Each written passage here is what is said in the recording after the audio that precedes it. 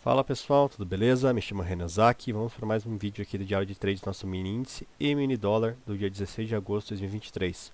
Hoje um dia bem complexo, né? O dia de rolagem do nosso gráfico. Você pode ver essa divergência aqui, né, da pontuação do gráfico antigo para o gráfico novo. Então nosso gráfico antigo estava na casa dos 115 mil, hoje aí a gente no contrato novo na casa dos 118, 119 mil. Porém o contrato antigo ainda estava sendo negociado aqui embaixo, tá? Então, ficou um dia bem complexo de operar, bem chato. A primeira operação do dia a gente tomou stop por conta de 5 pontos, tá? Então a gente acabou entrando nessa região de fundo aqui. Esse pavio que fez esse sweep de liquidez acabou pegando nosso stop exatamente 5 pontos aí do nosso stop, né? Se a gente colocasse 10 pontinhos para baixo não teria pego. E poderia ter feito a reentrada, pessoal. Ficou bem difícil essa reentrada, na verdade. Deixei amarelo porque eu não vou contabilizar, porque se contabilizasse ela seria uma operação de ganho, tá? Ficou bem difícil, foi muito rápido também a questão da reentrada, porque o mercadinho poderia ter feito vindo mais para baixo um pouquinho, que ficaria muito mais claro esse sweep, tá? Mas, enfim.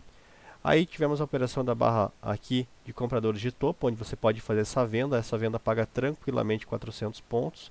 O stopzinho dela é bem curto mesmo, não tem por que você colocar um stop grande. Tá? Ela paga aqui 445 pontos no seu máximo, depois ela volta aí para a entrada e fica num vai e vem. Tá? Nessa entrada aqui, ela acaba dando uma operação de venda para a gente, tá?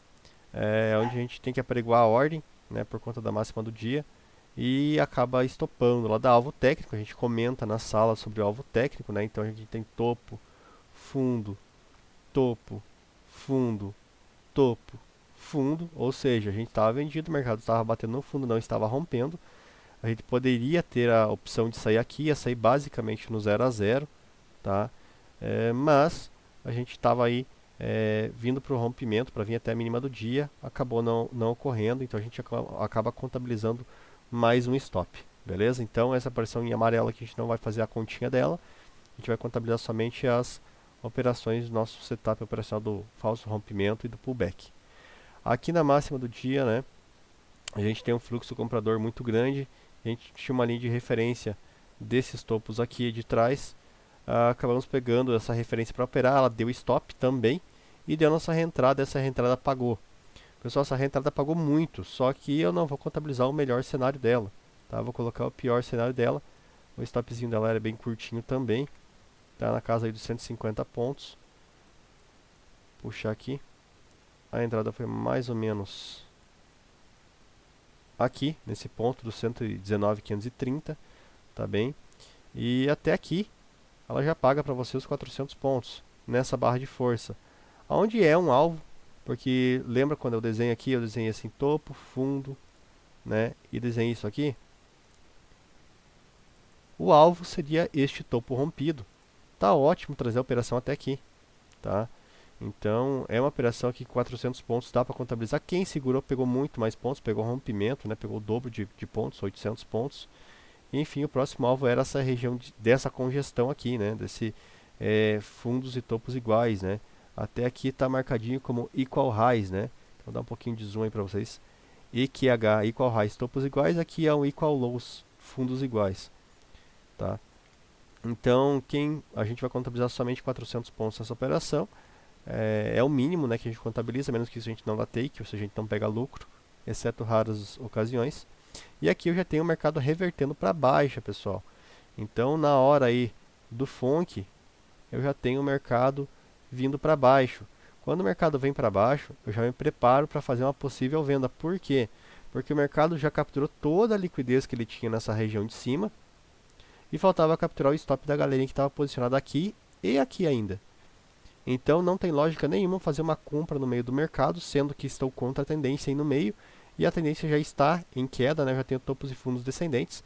Então eu opto por fazer a venda nessa região. A venda é feita nesse pavio aqui. Ela demora muito para pagar, ela começou aí a uma e pouquinho da tarde, 1h50 da tarde, e ela só foi pagar aqui perto das 4 horas. Então é uma operação bem longa, bem chata de segurar, né? Porque o mercado não andava, ele ficava voltando na entrada a todo momento. Mas não chegou nem perto do stop, na verdade. Tá no stopzinho na casa de 150 pontos. e ficou aí, ficou por horas e horas e horas. Quem segurou, né, pegou muito mais pontos, mas pegar aqui cerca de 400 pontos está ótimo.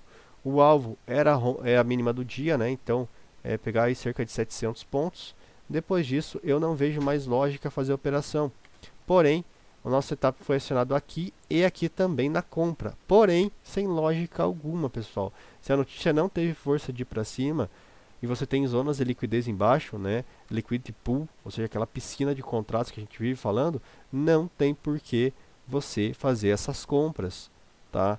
Então eu falo que aqui são todas as operações do setup, literalmente todas. São 1, 2, 3, 4, 5 stops. Se a gente arredondar aqui para ficar fácil a conta para 200 pontos, que é o pior cenário, tá? Seriam 1000 pontos de stop. E você tem duas operações positivas que deixam com totalizam 800 pontos. Ou seja, você fica o dia com apenas um stop negativo. Isso no pior cenário, tá, pessoal? Porque essa operação aqui teve aluno que pegou, tá, os 400 pontos, reentrou aqui e complementou a meta, ou seja, não tomou stops mais. Mas é aquele negócio, trade também é atitude, você tem que observar o mercado, está consolidado, não está indo, o mercado está em alta, é uma operação contra a tendência, vou pegar o alvo técnico e vou sair. Depois que você vê a reversão, está muito mais tranquilo para você segurar a operação, tá bem?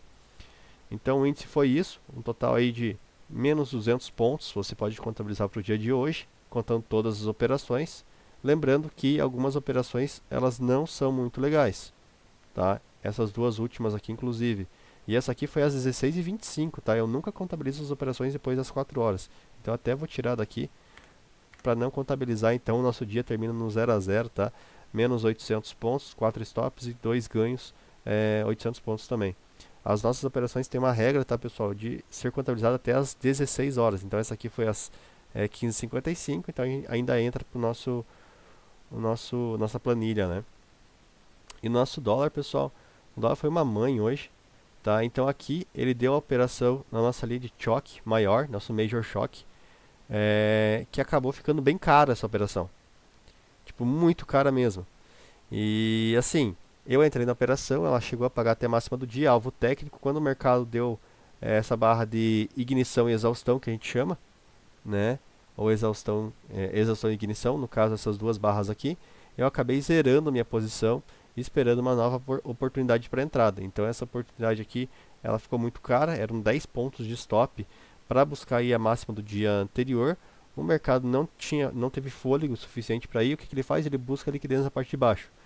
Quando ele faz isso, ele aciona uma venda nossa. Só que essa venda eu não vou contabilizar. Por quê? Porque eu mesmo não faria essa venda e não recomendo fazer essa venda aqui por conta de estar contra a tendência no meio do mercado, tá?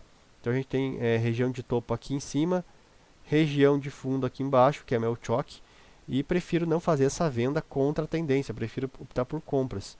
Mas é uma vendinha aí que paga o stop na casa dos 4 pontos, ela chegou a pagar até a mínima do dia cerca de 10 pontos e meio. Pagou até mais, né? Se for até o pavio, ela chega a pagar 13 pontos. Mas nem vou contabilizar ela aí, porque é contra a tendência, eu sempre recomendo não operar o dólar contra a tendência. E já na mínima do dia, eu tenho uma entrada aí com stop na casa dos 4 a 5 pontos, que é tranquilamente ela me paga até a máxima do dia aí, cerca de 15 pontos. Então você que vai protegendo barra a barra, você consegue aí pegar cerca de 19 pontos, tá? Então 19 pontos, um risco retorno praticamente de 4 para 1, né? Se a gente puxar 20 pontos dá exatamente 4 para 1 para quem usou stop de 5, para quem usou stop de 4 já é 5 vezes o teu risco retorno. E é uma operação que chegou a pagar aí cerca de 26 pontos no seu máximo. E a gente até falou, olha, observe o gráfico, porque ele fez isso aqui, topo, fundo, topo, fundo, topo, e fez esse movimento. Então, isso aqui a gente chama de topo principal, né? A gente chama de um topo forte, que ele conseguiu romper a região de fundo. E aqui, eu até dei o exemplo ali para o Eric ao vivo, que aqui era uma região de topo, onde o mercado poderia segurar, poderia pegar uma venda, mas eu prefiro não. Eu prefiro pegar nesses topos externos aqui, mas poderia fazer isso, eu não fiz. E acho que está muito bom pegar cerca de 20 e poucos pontos em uma única operação no dólar, é bastante coisa, tá? O dólar aí trabalhar com uma meta de 10 pontos por dia já está excelente. E enfim, o dólar acabou revertendo o mercado, né? Ou seja, começou a fazer topos e fundos descendentes, onde ele cai com muita força, acaba não acionando o nosso setup aqui embaixo. não aciona nosso setup e vai embora. Poderia fazer uma compra por barra de exaustão, porém, tomaria stop aqui, tá? Seria aquela operaçãozinha que eu marquei amarelo ali, porque ela não é contabilizada dentro do nosso cenário. E na hora da notícia eu acabei nem analisando o dólar, porque ele ficou bem no meio, bem travado, bem chato de operar, né? Tava concentrado no índice também. E o dólar é meio complicadinho, pessoal, por conta dos stops aí. Já operei bastante notícia no dólar no meio de mercado e entrar em leilão, então não é muito legal. Prefiro operar as extremidades e a favor da tendência. Como aqui ele ficou sem uma tendência clara, já fica bem mais difícil, tá? Até porque o dólar rompeu o fundo e voltou tudo em formato de V. Voltou de forma muito violenta, não fez topos e fundos aqui, de forma que eu tivesse algum alvo. Então, se a operação, se eu tivesse vendido, eu ia esperar a operação até o fundo, que não ia me pagar, e se eu fosse comprar, eu não iria esperar rompimento, que foi o que aconteceu. Então, na minha análise aqui, o dólar não estava muito legal para operar, beleza? Mas a operação do dia aí foi essa comprinha aí de 15 a 20 pontos para você contabilizar, beleza? Então é isso e até o próximo vídeo, pessoal.